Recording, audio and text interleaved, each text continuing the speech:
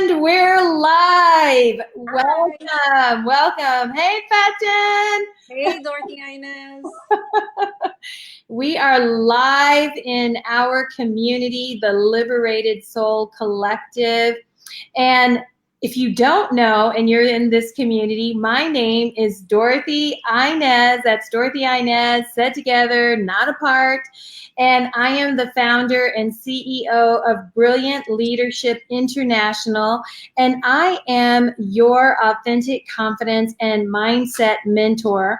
And I'm passionate. Faten knows I am passionate about helping women show up with more confidence, more power, more presence, more purpose in their life, so that they can do that thing that God has called them to do. Right, Faten? Oh, yes. So for those of you who don't know, my guest is Faten Bazzi, and Faten is coming to us all the way from Brazil. Is that South America? Is that considered South America? Yeah. South America.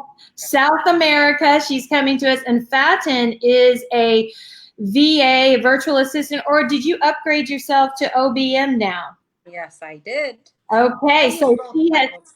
she has upgraded. That's what's up. What's up? She is an online business manager. She serves amazing women entrepreneurs. And Faten was one of my clients, 2 years ago, Faten? Is it going on 3? Think more. Yeah. Something Yeah. like that. Yeah, 3 years ago, Faten was my client when she was just starting her business. She is amazing. Hello, Rosalia. And there's another guest on here, but we can't see who you are. Hello, ladies. So Faten was my very first VA. She was my client, and we did a lot on our journey together. And so today I have invited Miss Faten to come in and share her inspiring story of working with me and just about her own personal transformation that happened as a result of that. So welcome, Faten. Thank you. Thank you for So having glad me. you're here. And let me tell you, girls, to have this woman on live video is a miracle in itself, because 3 years ago, this wouldn't have even been something that was even considered. So I'm so honored and privileged to have her. So Faten, let the ladies hear from you. First of all, what do you do? Tell them, let them know how you serve. How I serve. I help women, entrepreneurs that work online, run their business basically, whatever they need, admin work, lead pages, web design, graphics, keep them organized. Mm-hmm. I'm there for them to help them with all of that. That's why I upped it to online business manager, because what I'm doing is more than just putting out posts or whatever. I'm helping them keep on track with everything and keep them in line as well, Right. so they're not running behind on what they have to do. So that's basically what I do. And Right. just recently, I started training VAs. Yes, that's right. That's right. I can't wait for you guys to hear her story. Not you guys, you ladies, because you aren't guys, you ladies, hear Faten's story. So, Miss Faten, where were you 3 years ago when we started working together? I was in a ditch. No way would I do a video, even live video. No. I would not. Yeah, my voice was very low. I did not speak with confidence. I was just basically confused and overwhelmed all the time. I was afraid to talk to new clients, even though I did it. So that takes courage. Mhm. And then, after starting to coach with you, yay, everything started changing. It actually took one experience of hearing. Don't give them any details yet. Don't give them any Okay, details. They gotta wait for the juice, girl. Don't give them okay, too many okay. details. All right. Also, tell them. let's reflect on that very, because you did a group, you started out with group coaching, remember? And you remember that first call that we had, and I invited you to Oh, speak? to speak and to pray. Oh my God, you killed me that. Tell our viewers what happened on that moment that I asked you to speak and to pray for us. I would not speak and I would not pray, and I asked you to have somebody else do it. Mm-hmm. That's what I did because I've never, at that moment, I've never really prayed with anybody. I didn't know how to pray. And along with the shyness and being introverted, that didn't help either. Mm-hmm. So, yeah. Now you tell them what happened after a few sessions. Well, first, tell us, where did that come from? Where do you think that? Because a lot of women listening, Faten, they may be able to relate to your story, your shyness. Where did that come from? Did that come from a sense of feeling unworthy? Did it come from the way you were raised, that women should not have a voice? Where did that shyness, that sense of not being able to speak up for yourself come from? It came from my childhood. I was very overprotected, Mm-hmm. just being home, school, helping my mom. And that's it. I got married. I didn't know how to be around people, and there was Mm-hmm. nobody to help me, like how you helped me get through that. And so it took a long time for me to learn and speak up and not be so shy. Mm-hmm, mm-hmm.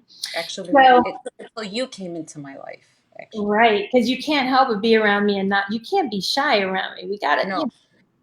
So, so that incident where you had, I'll never forget, and I know your sisters that were in the community with you will never forget that day where, you know, I did ask you, Faten, it was your turn to say a prayer for us, and you froze up, and you did invite me to ask someone else to pray, and then you and I had a coaching session after that, and we kind of talked our way through it.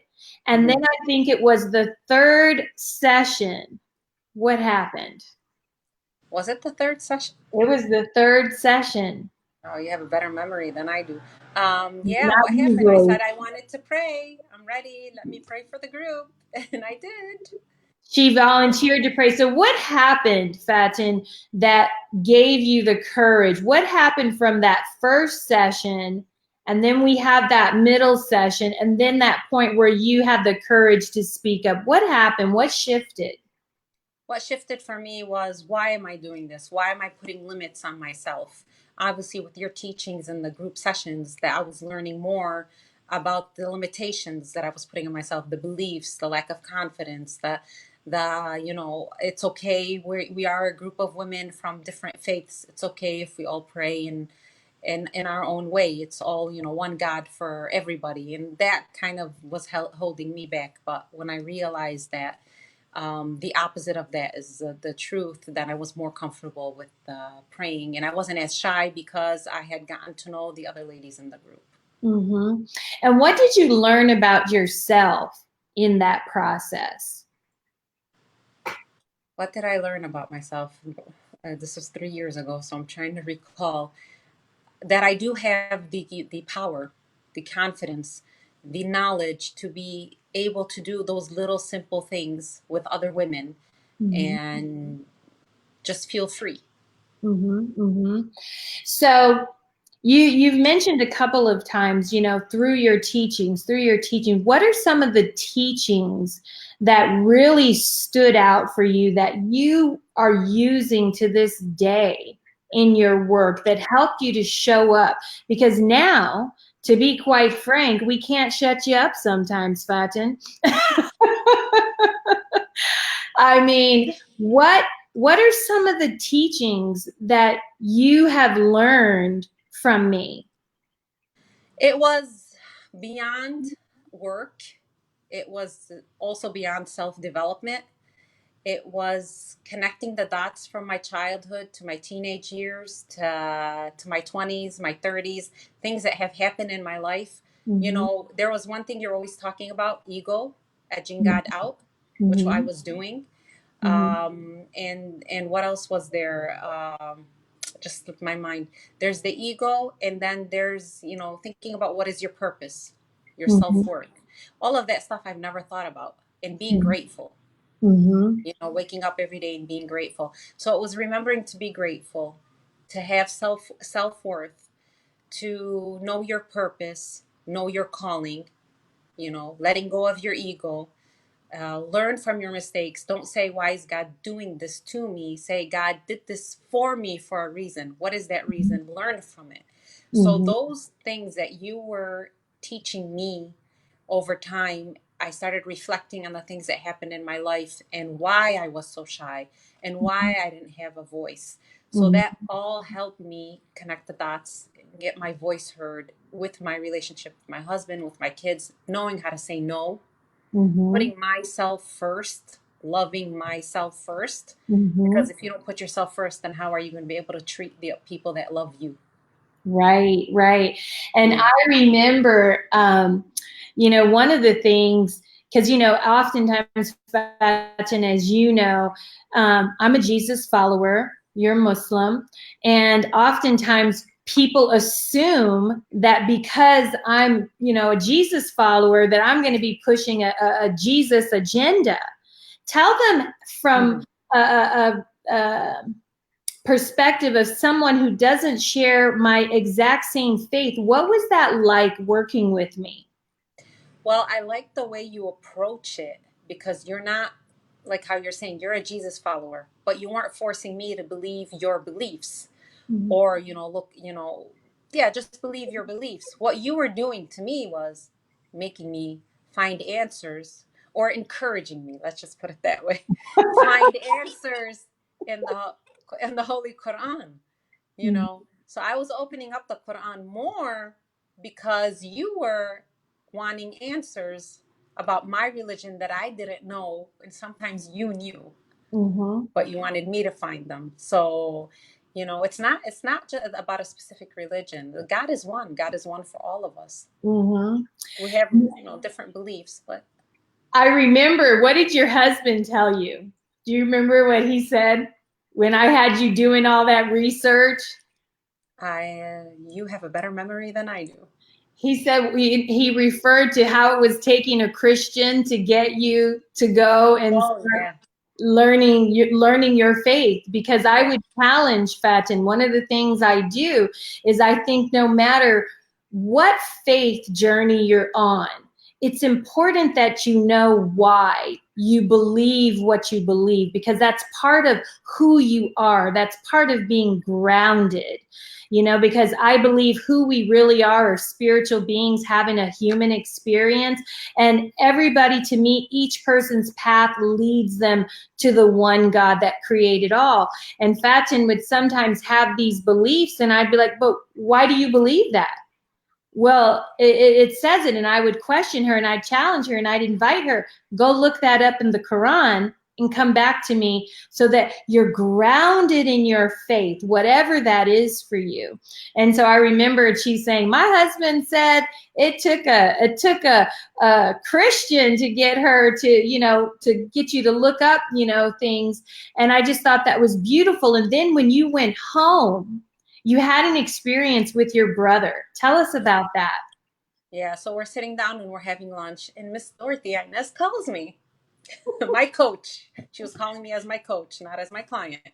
And we were talking business, and I wasn't paying attention. My brother was listening to the whole conversation. And so when I hung up with her, he looked at me, he goes, boy, Faten, you really talk with confidence. He was amazed. He didn't know that I could speak like that and Mhm. how well I was speaking. And I'm like, really? And he's like, yeah, I didn't, it was something brand new to him. So I was really happy when he complimented me about it. And I Mhm. called Dorothy-Inez right away and told her.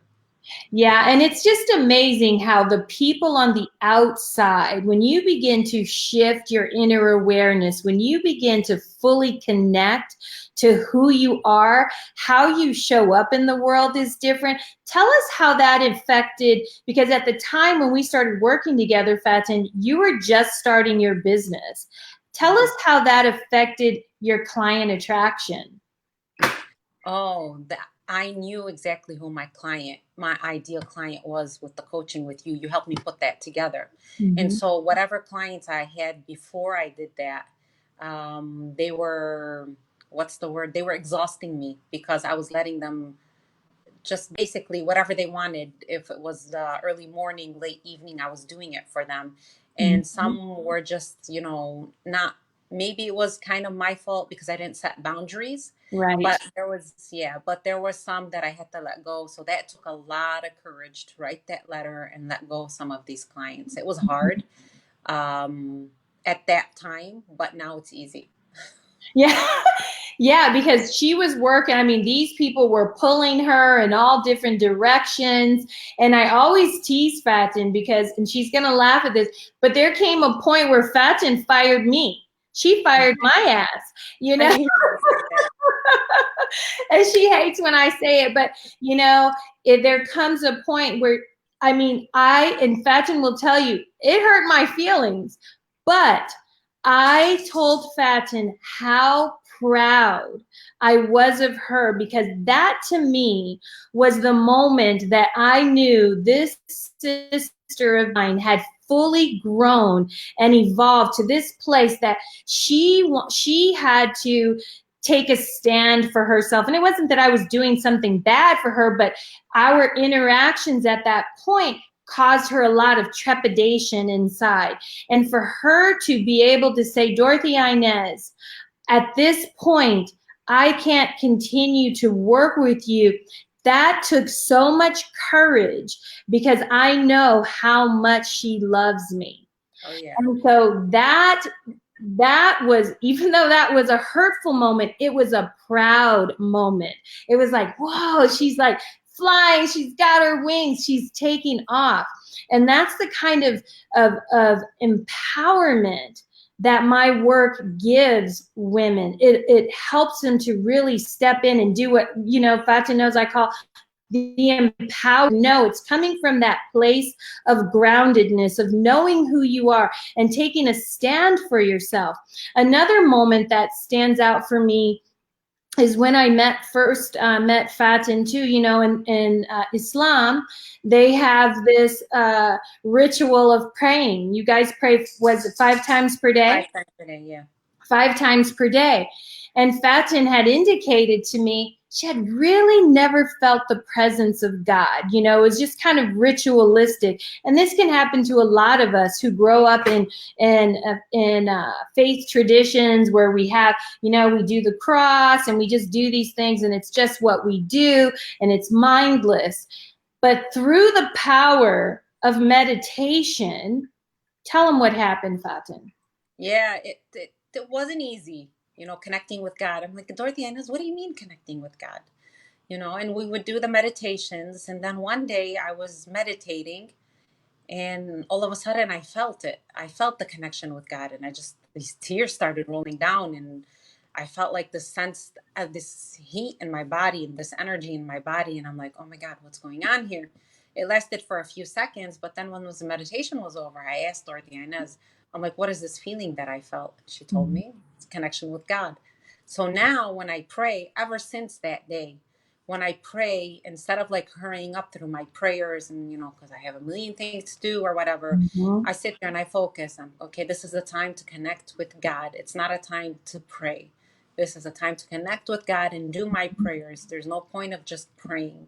So Mm-hmm. when I'm conscious every time about it, I'll be like, I'm in the moment. I'm in the now. This is what it is. That's beautiful. I love what you just said, Faten. When I'm conscious, Yeah. that's the piece that really shifted, because we have this, like I said, rituals can just have us in the unconscious, in the habit mode. Whereas when we become conscious, we become present, then we become aware of that which is greater than us. That's why I'm doing this, the meditation, the evening meditation. This is why I promote meditation, because meditation is not about clearing yourself, at least from the way I teach it. I know there's that style out there, but it's about connecting with that, your true self, really that Exactly. divinity within each and every one of us, that divine Yeah. spark. And it feels like just when you started telling me, Faten, I remembered when you called me, I was still in Yeah. bed and you called me from Brazil and I was in bed in California and you told me that and tears started to run down my eyes. And as you were telling it again, I literally started going back into that moment. My eyes started getting watery. Yeah. I began Right. to feel that wave, that surge of energy coming through as I revisited that moment because that was such a powerful moment in time in our coaching. And I'm just, again, I'm so proud of you and the woman that you've become through the process. So let me ask you, um, in your business, what else began to happen? You began to you started saying no. We worked on your ideal clients. You started attracting in. What was the other thing that happened? Because when I met you, it was just kind of a hobby. You were like, I don't want to grow big. I just help a few people. But something else happened. I got Let more me give clients. you a hint, Juna. Oh, I have my own team now. Then when I had my own team, I started getting more clients because each person on my team has their specific what's it called? Like a department. Department. Yeah. And so bringing all of that together, I do my thing, and the other team members do their thing, and that's how I was able to grow my client list and get more people. And and obviously that also boosted my confidence because I do have somebody on my team that could do something a client wants, so that Mhm. helped too. Yeah. Yeah, because at the time she was struggling. People wanted graphics, they wanted this and that. And we decided, you know what? Let's build you a team. Let's bring on girls that can help you grow this. And Faten also gets the satisfaction of giving back and helping other women and their families by having a team. And then she's teaching and now she's mentoring other VAs, which is wonderful. She's coaching. She has the confidence to share her own knowledge. Um, has there been any change in your relationships that, around you, anything like that you want to share with our audience watching today? Anything that you've noticed has shifted in how you interact and show up? Oh yeah, I speak with more confidence, not just for work. Oh, yeah. For friend, yeah, with friends, with clients, with family. I let people know I speak my mind before I would just stay quiet. I now, with this knowledge, with this experience, with building my confidence, knowing my worth, my purpose, and all that kind of stuff. When I'm sitting with a group of people, I speak. I sit up the way I'm supposed to be sitting up, not like slouched and quiet and whatever. And I speak with confidence. I speak my mind, but I know how to speak in a way that's respectful to everybody. Or as to before, I would either stay Mhm. quiet or just say what's on my mind and cause a headache. Mm-hmm. And you just reminded me of one other thing too, because one of the things my work does is it helps people deal with past hurts. And Faten was dealing with a past hurt in her life that was really holding her back. Do you want to share that situation, or without giving any names or anything, just and how working through that helped shift some things in your life? Yeah, I'm not going to go into many details. There was just a certain point in my life, like how Dorothy-Inez was saying, I was hurt and I was holding on to it. And I was expecting, an apology or expecting people to make changes, but really it was me that had to make the changes within Mhm. myself and to forgive, which is Mhm. something in any religion. What I thought about forgiveness is you had to forgive somebody for them, but really you're forgiving people for you, because once I truly forgave, then this heaviness that was in my chest and my back was released. Mhm. And the people I forgave, I was able to sit with them. I was able to be with them. I enjoy being around them. I Mhm. actually do now. I like being around these people because I made the changes within myself and I knew how to set the boundaries to not let anything happen again. Once I set those boundaries, that's it. If that person has changed, great. If they haven't, that's their problem. All I know is Mhm. I made the changes from within, and I am able to be around the people. And forgiving is the best thing you could do mentally and physically. Beautiful. Yeah, because you had a lot of, like you said, chest pains, anxiety around every time you come around that person. So that's a beautiful shift. And forgiveness, it seems like one of my clients, she hadn't talked to her father in 15 years. And through our work, 3 months, 90 days, she ended up healing that relationship, because I believe that if we cannot forgive, it's really hard to fully show up authentically in our lives, because that Yeah. thing is holding space. Like you said, it was the anxiety, it was holding energy in your body, and Yeah. then when you go around these people, you can't interact the way you want to interact. So powerful stuff. So Faten, what would you say to someone who's considering working with me and she's kind of on the fence? Oh my God. Don't be on the fence. Jump right now. Work with Dorothy-Inez. It is worth it. You will be transformed. I've known her for 3 years. We're very good friends. I always think about her. She's always in my head. I'm always on your shoulder. Whenever I'm in situations or in places, or I'm reading a book, or I'm listening to a podcast that has to do with this subject, I remember what I've learned from Dorothy-Inez. If honestly, if it wasn't for Dorothy-Inez, I wouldn't have gotten as far as I have. I wouldn't have been able to forgive. I didn't understand the process of forgiving. I probably would have held on to the anger. I would have, my confidence wouldn't be where it is right now. See, you can't get me to shut up. We've been on for how long so far? It's worth it. It's a blessing. Thank you, Faten. So, what's the single most important thing you think they should know? If they're, you've shared, don't, to jump. What's the single most important thing that you know and appreciate about me as a coach That that you you don't want give up. them to know? Say That again? what you did, you didn't give up on me, and you believed in me when I didn't believe in myself. Especially at the beginning, where I Mhm. would be making mistakes, or I would avoid you. I was avoiding you because I don't know, I was too afraid, even though there's nothing to be afraid of. But that lack of confidence, the lack of self worth, the lack of knowledge that I didn't have, it's just like, oh no, now she's going to be mad. She's not going to want to work with me anymore. That's what I was always thinking in my head. But really, no, you had a lot of patience. You believed in me. And there was times I'm like, why does she still believe in me? I don't believe in myself, So that you keep pushing me and having the patience and the believing in me, that's what kept me wanting to keep going.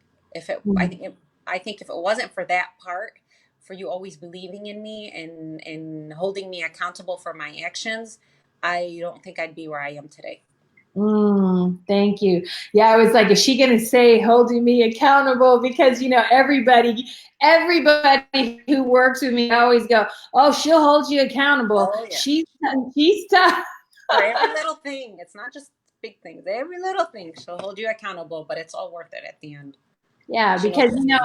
I want you to be successful, and I'm committed. And a big part of that, Faten, as you know, is my own experience of having coaches who say, "Oh yeah, I'll keep you accountable. I'll make sure you hit your goals," and they don't. And I go above and beyond, for my clients, because I truly love them. Like Faten said, not only was Faten my client, she has become a dear sister. And and a lot of people in our generation, old schoolers, would be like, oh, you don't want to be friends with your clients. But it's true. I am friends with, I would say, all but 2 clients I have served in all these years. They're just, the other ones are just people that I know. But all of the women that I with, they become my sister. I genuinely care about them. And Faten is a stellar example of my work. And I'm so glad, and not only my work, but her work, because I just guide the process. Faten, you have to be willing to do the work. And Faten was willing to do the work. And again, my pinnacle moment with her was when she fired my ass. Um, because I knew that she had risen to the occasion. She had done her work. She knew what she needed to do for herself to show her self-love. And I'm so proud of her. And I'm so proud of you and all that you've done, Faten. And thank you for coming on here and sharing your story. This has been like a year in the making, getting her on here. So I had to get as much out of her as I could while I could. So thank you so much for being here and for sharing your story with us. And I hope those of you watching that you saw yourself somewhere, somehow in Faten's story. And if you need help, you need support, you need accountability, you need someone to bounce ideas with, you need that courage to step out. Reach out. Don't be afraid to just have a discussion with me. I'm not high pressured sales.